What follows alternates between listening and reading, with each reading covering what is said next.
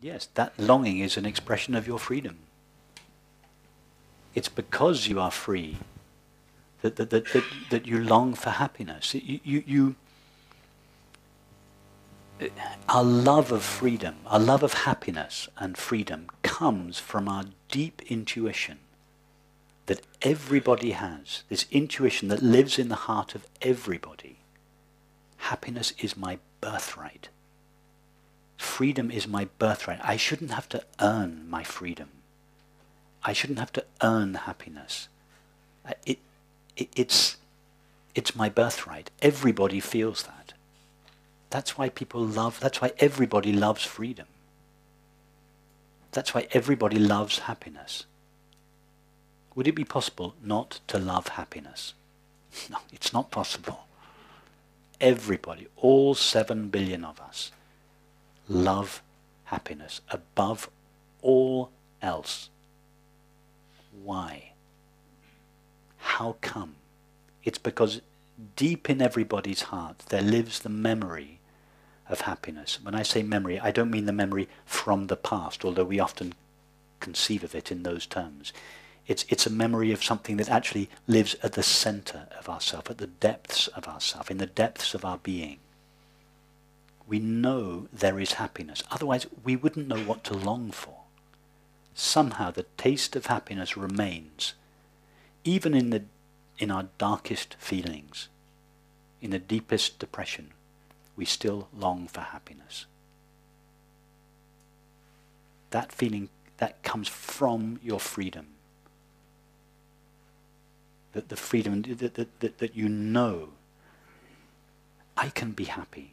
Happiness is within my possibility. The moment it feels within reach. Yes. And when I'm meditating, this anxiety comes up. And it feels so far away. No, but that's very good when you're meditating, this anxiety comes up. Because normally, it's interesting that you said, as soon as I sit down to meditate, the anxiety comes up. Not the moment I start meditating. Or during the meditation. But during the meditation. Perfect. That's very good. It's very good. Why doesn't it happen the rest of the time? Because during the day, under your normal activities, you successfully avoid feeling the discomfort of that anxiety by focusing on objects. You keep yourself busy enough during the day to keep this uncomfortable feeling in here at bay. So you think it's not there. Actually it is. It's just hiding because below the threshold of the mind. As soon as you stop, as soon as you withdraw your attention from objects, you sit quietly in this meditation, you expect it's all going to be peace and happiness. What happens? The opposite happens. All this anxiety comes up, which is a very good thing, because what you were avoiding during the rest of the time is actually now coming to the surface, and it has to come to the surface. In order for you to see what's underneath the anxiety, it has to come up into the light of awareness. So it's very good. The important thing when you feel that anxiety is not to do what thought is telling you to do, which is to get up and make yourself some tea and try and avoid the anxiety in one way or another. No, feel it, face it. Because at the heart of that anxiety is the illusory self.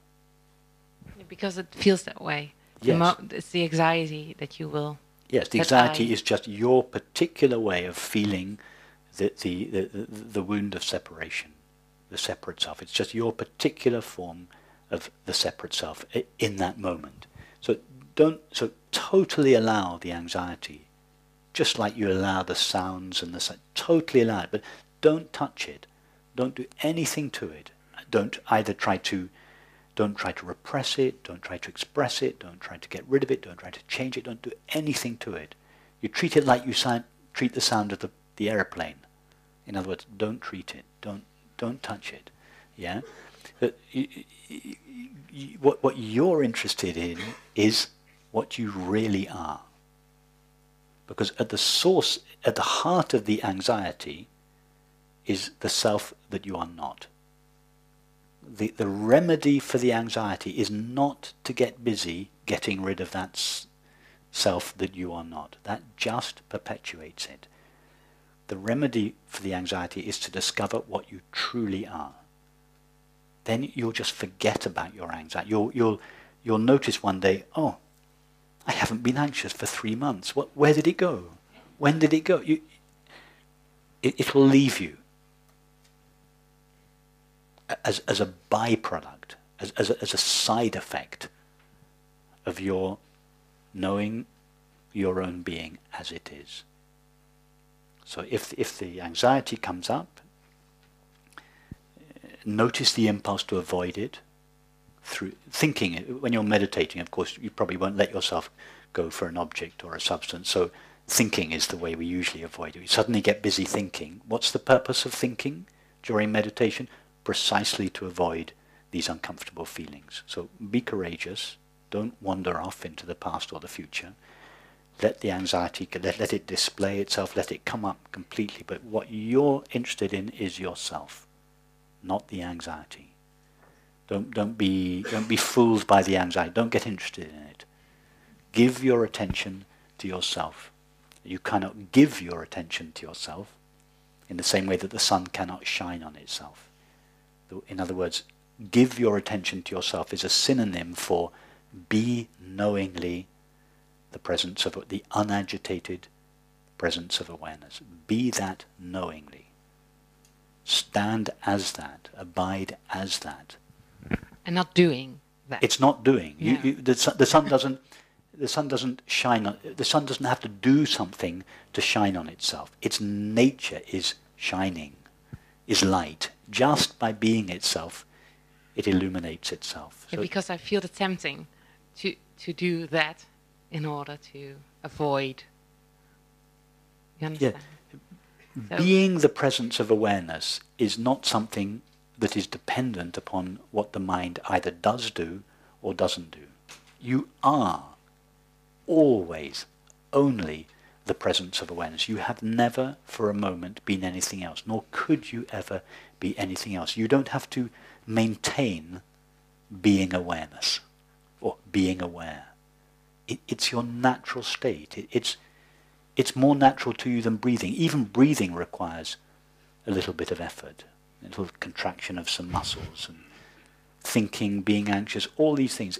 Everything apart from being aware requires some kind of subtle effort, more or less subtle effort. So meditation is easier than easy. It's true meditation, what I call meditation, which is to be knowingly this ever-present, unlimited awareness. It's easier than breathing. It's why it's what is referred to in the Ashtavakra Gita when it says something like this: for the sage, and understand for the sage, he's not referring to a person, he's referring to pure awareness. For the sage, even blinking is too much trouble. It's too much effort. To be aware requires less effort than blinking.